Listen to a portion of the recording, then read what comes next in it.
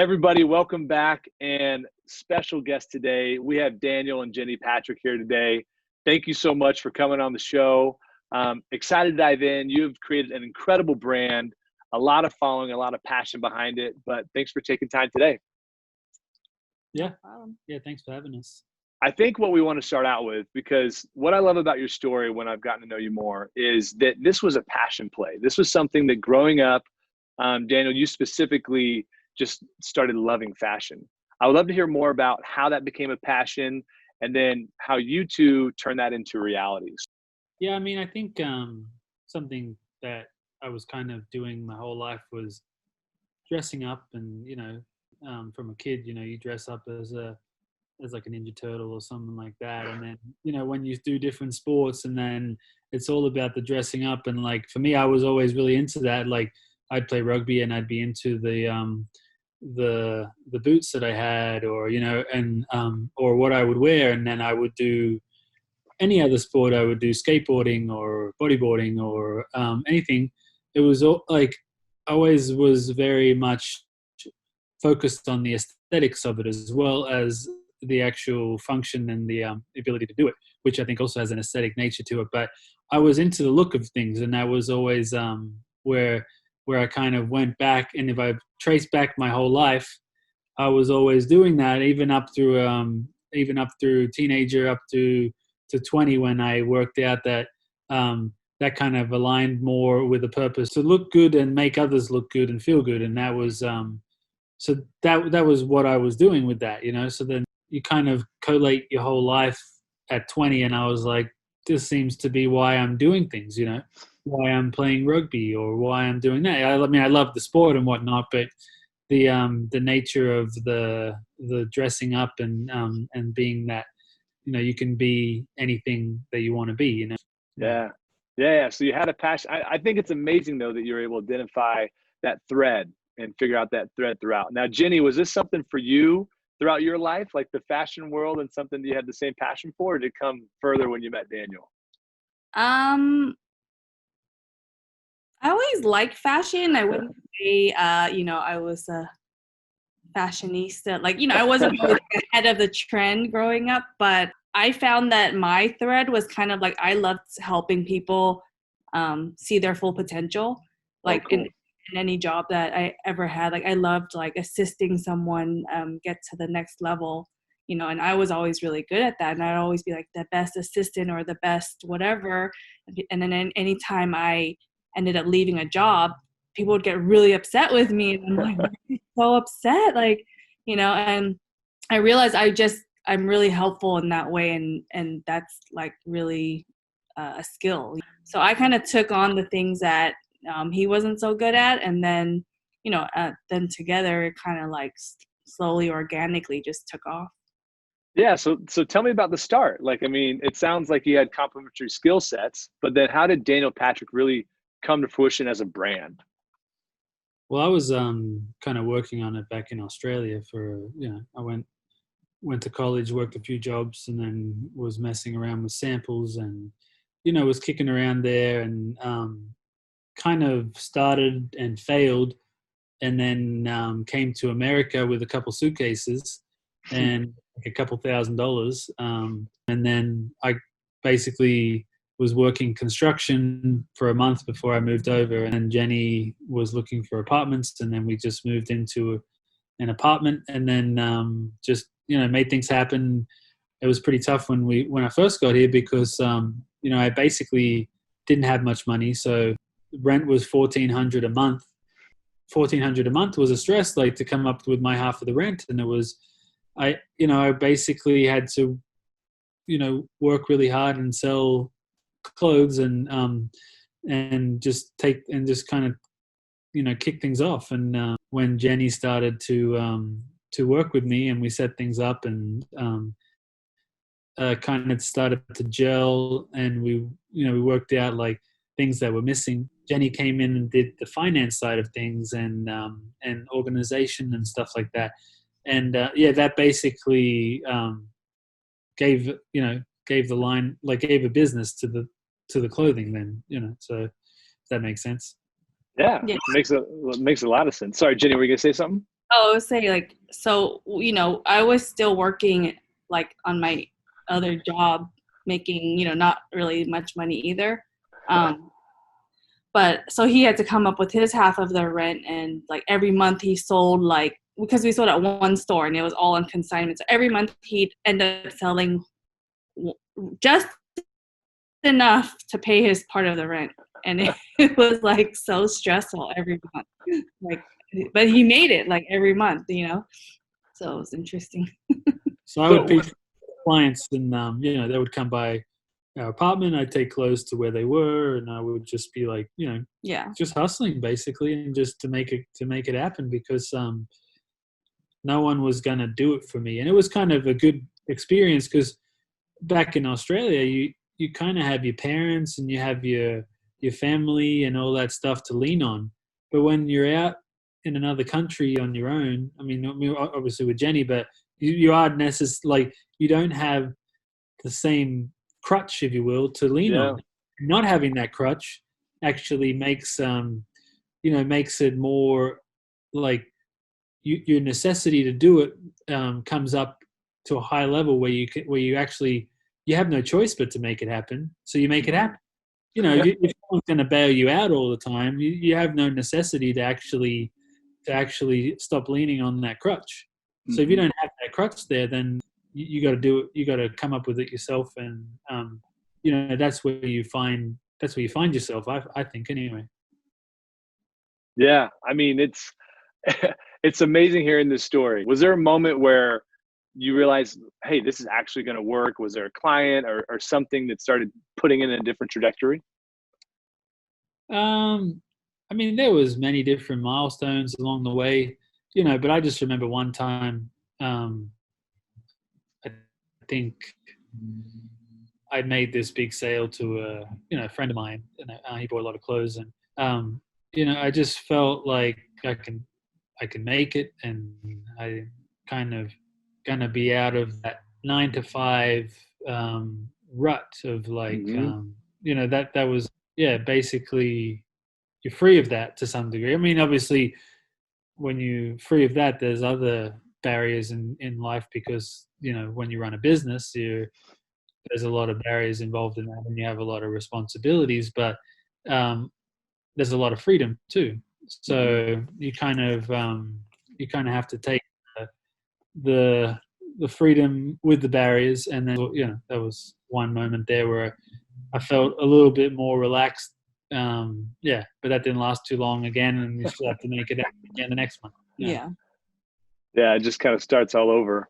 Well, I Right. mean, it's been extremely impressive because, a lot of big name athletes, a lot of people that are, famous or culturally relevant, they love your brand. I mean, it's an incredible following. How did that happen? How did you build a passion for the brand and kind of that name that's becoming so recognizable in that space? Well, when we first started, we started selling at certain stores that I think a lot of stylists were going to. So hmm it started getting on to like certain people, and then I think Instagram just started at that time. And at first I remember I started Instagram, and I was like, "What is this?" I was like, "I don't know. It's you just post pictures." So anyway, so we'd get like one celebrity wearing the stuff, I'm like, cool, and post it on Instagram. And then, just like slowly Instagram like had grown so much and evolved. And, then people see like, oh, one celebrity wearing your stuff, and, or like, or not, or like athletes together, like, oh, where'd you get your stuff? Because it looks good and it fits, and it's also really hmm comfortable and not like crazy expensive. So I feel kind of like that, like kind of like organically happened with a lot of athletes, and celebrities and stuff like that. And so they started just contacting us too, like, or like emailing us or whatever. And then one by one, throughout the years, we just would meet all these different people. And I think, yeah, that's kind of how it all happened. The fit was one thing. I was coming from an athletic background, so the fit of my clothing would match similar fit to what I would wear. hmm So that was one thing that kind of kicked off the athlete sense. So I went from playing not professional rugby but semi-professional rugby. So it was kind of like I came from that, and then when I went into fashion, I wanted to be the total opposite of that. But then my fit still fit that. So, and now we've come full circle to where I'm more embracing who I am and where I've come from. But I think people just drawn to, just drawn to you in some respects. And you are if you make a good product and you have a passion for it, and you have an intention and a goal of where you want to go. The universe kind of comes to you that way as well. I don't know, and that's in that respect too. But yeah, there's a lot of different things that go into it. Yeah. It's amazing that it started with a passion of the product. I mean, you started this at a very small scale, but you're passionate about what you're building and you're building it a certain way. And then it started, like you said, a lot of milestones got you to this point where you are today. I think you learn a lot along the way too. You know, you learn from your successes and you learn from your mistakes and your losses. And it's, I think you just have to take everything as a learning experience, and something works, you keep doing it. If something doesn't work, don't do it again. Otherwise, the definition of stupidity. I love that. So kind of in that same note, I mean, 2020 has brought a lot of learnings, I feel like, to everybody, but specifically in the retail space, it's probably been a very interesting ride. So, I mean, what's the future of retail look like?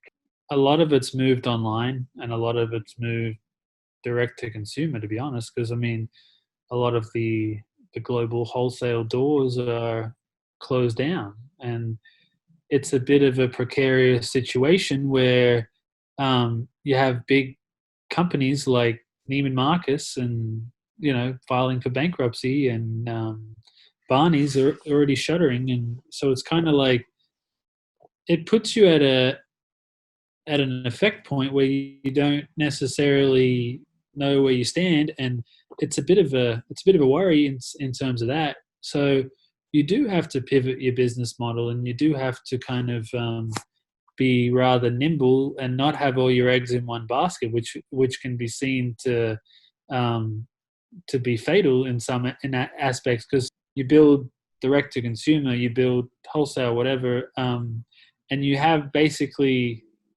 2 or 3 options rather. So if one goes out, you know, the other 2 sustain it, or, you know, maybe 2 goes out, but one sustains and gets you through that period or whatever. But yeah. Yeah. One thing that's super interesting about what you guys did during COVID specifically, and Jenny, you and I were texting about it, is the mask. Is that you started doing, to talk about that, like that was a quick pivot that I feel like paid off for you. I mean, obviously none of us have experienced this before, you know, and when COVID hit, I think, you know, it was like, gosh, like no one's shopping right now. And like, you know, we still have bills to pay. I still have all my employees. I have rent. You just have to be able to think in solutions. You know, if you are always just thinking about the problem, you just end up with a problem. But if you really think about the solutions, like, because there's always a solution to every single problem. So that's just what I thought. I'm like, well, what do people need right now? I guess people need masks, and there weren't a lot of manufacturers like still open. And then my sewer, who's just downstairs, you know, he had made some masks, and I was like, oh, let's just make a few hundred and like just see if they sell. And then like it just went like wildfire, and like we ended up making more sales than we normally did. So it kind of like a blessing in disguise, I guess, for us, you know, because we were able to like keep going. I didn't have to like lay anyone off. Yeah, you know. It was amazing. I have a mask, Daniel Patrick mask, very fashionable way to stay safe during COVID. So I love it. So look, I appreciate, this is insane advice, I think, for everyone to understand that wants to start a company and thinks about even pivoting and changing. And one thing I'm wondering though, is starting the company as a couple. Like, I think that's unique, and a lot of people probably think about it, but just be honest with us real quick. Pros and cons. How is it starting to like a business as a family? I think it's a good thing from my respects, because I think you definitely need a partner in your business as you do in life. Who do you trust more than your wife? Usually, you know, I have certain abilities and talents, and she has certain abilities and talents, and you know, those are kind of different from each other. So those complement each other in a sense, and they complement each other in a marriage relationship, and then they complement each other in a working relationship. Yeah, I love it. I think individually, Daniel and I are very strong on our own, so when we started our relationship, that's like stuff we really worked on individually.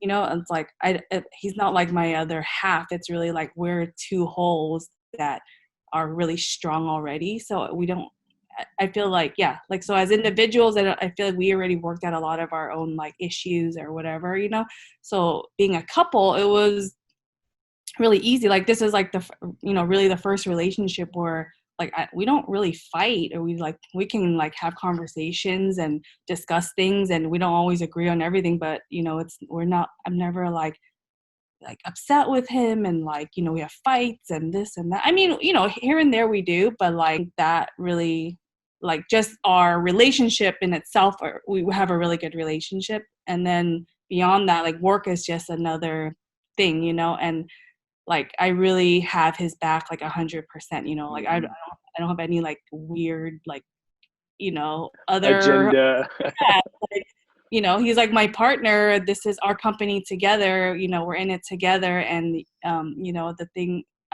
I take like 100% responsibility for anything that happens in the company.